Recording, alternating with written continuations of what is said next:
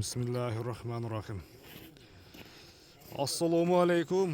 Урматтуу YouTube көрүүчүлөр, жылкы сүйүүчүлөр. Ноокаттын Кара Турпак айылындабыз. Адыловадан бул чыгарылышта дагы бир алдыңыздардагы жерде кашка аттын бир удары чыгат иншалла. Жоон жолпусунан келген чоң ат сатууга чыгып турат. Ат тууралуу Адылова өзү бир кысача маалыматын берет. Эгерде ат жакса алдыдагы ошо номерлерге байланышка чыгып, соодалашып, баалашып көрсөңүздөр болот. Сиздерге бир чыгарылыштын маалыматын берүүнү баштайбыз. Адылова, ассаламу алейкум. Алейкум. Ден соолук иштериңиз жакшыбы? Тынчсызбы? Кен көрүшөлү. Жакшыбы? Иштериңиз жакшыбы, тынчсызбы экен? Ден соолук жакшыбы? Өзү жакшымысың? Ден соолук жакшыбы? Коло чыгат. Ушул жерден 2-3 күн мурун, Золотой деген ат чыгарганбыз, Золотой деген. Сатылды, Сатылып кетти. Сатылды, чыгып эле сатылды окшойт, Чыгып эле сатылды. Анан дагы бир ушудан кем калышпаганы келдиби? Немеге? Ушудан кем калышпаганы келдиби дейм. Бу атты улага тамай. Yani Кайтара беришиден. Bu at 6 yaşar ağzı. Жаш тууралуу 6 жашар. Yaşı 6 yaşar. Boyu 60 üstü 70 ve 60 arası.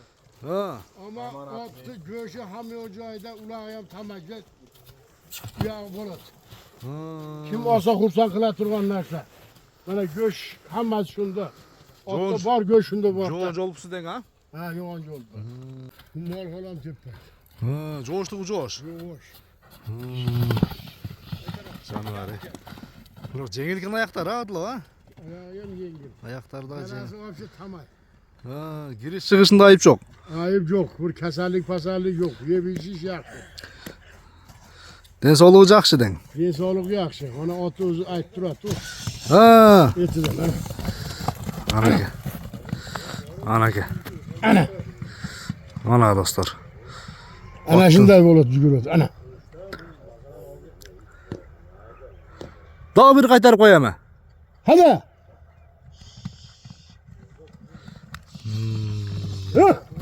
Бол, токта бер, полон, токта. O da değil. Болду. Эми өткөндө Золотойду дагы бир жакшы баа коюп бергенсиң. Ha. Буну дагы бир жакшы баа Ben коюң. Osmanlı İsmail'e çıkmayayım. Bunu o Osmanlı'ya çıkıp 10 bin, 8 bin değişti hacet yok. 5,5 bin dolar. $5500. Ha. Bu ne lan? Unuttu. Tamı var. Кем барбы? Ha. Жакшы. Содалашат экенбиз анда, Атты келип көрүп. Attı kelip körerdi yoksa şunlara ulağını hep çobardı. O şunda at. Текшер боло берет тең. O Kırgızcası etkende bu tamay. Улагы таамаят. Ha. Жакшы. Онда атты келип көрүп, содалашасыздар, баалашасыздар. Биз сиздерге бир туяктарын дагы жакындан мындай көрсөтөйүн. Туяктарында айып жок, Bari taza. Таза, Жеп ичинде айып жок. İçinde ayıp yok. Bunun parodасы кандай окулат Адылова? Bu paradası bu Dancayım'ın arlaşkan bu. Жакшы. Содаңызды берсин Адылова, Evet canın gelsin. Görüşүнгө чейин достор. Аман туруңуздар.